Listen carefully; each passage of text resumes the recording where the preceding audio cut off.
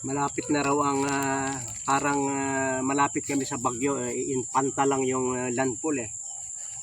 Kaya alam nyo, ang papaya ay napakahula sa hangin at sa ulan. Pagka ganyang karaming bunga, natutumba yan. Bago man lang bumagyo ay makakuha tayo ng unang bunga. Itong unang bunga ay ating pipitasin. At ito ay talagang nakakatuwa oh.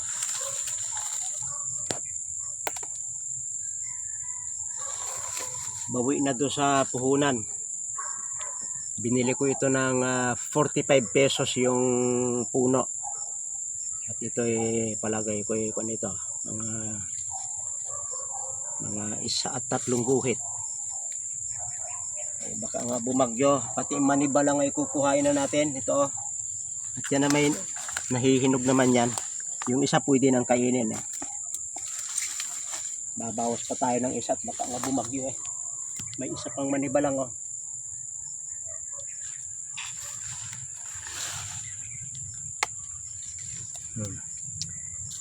Kung tutuusin, dalawa na yung tubo ko. Plus, napakalaki oh.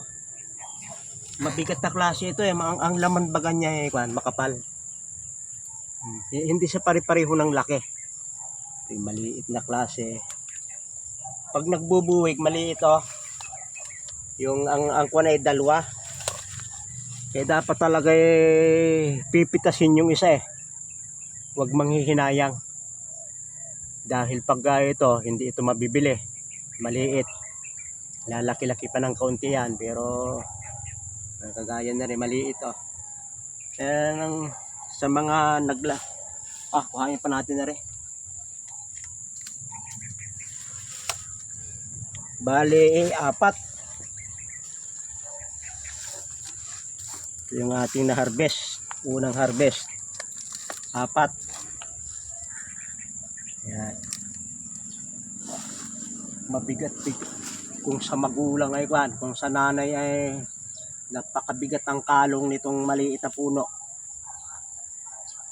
Pagkakuan dyan ay tutukuran mo doon ng para matibay-tibay oh.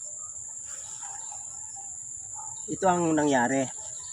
Sapagkat maraming bunga, hindi ko ganong nalagyan ng organic dyan oh. Kaya pagdating dito, medyo madalang yung bunga. Dahil dapat yan ay lalagyan ng organic. Sapagkat nga babagyo, babawasan natin ang dahon. Lumakas ang hangin at may bagyo ay babawasan natin ang ilang dahon. Yan eh, iwawag-wag lang nila.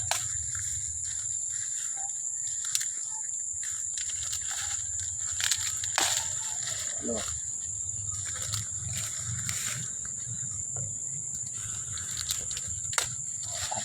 Yan. Gagawin naman natin itong tip.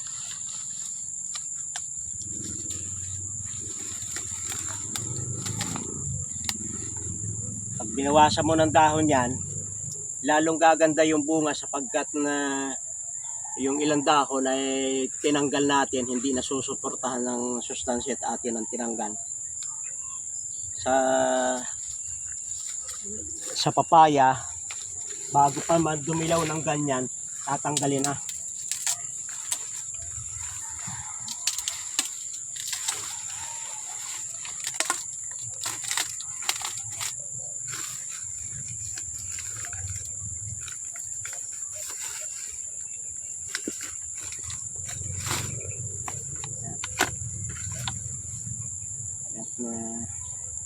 Tutuwa akong ipakita sa inyo itong aking papaya. Maraming salamat sa inyong pagsubaybay sa Natural Wellness si Pastor Vito.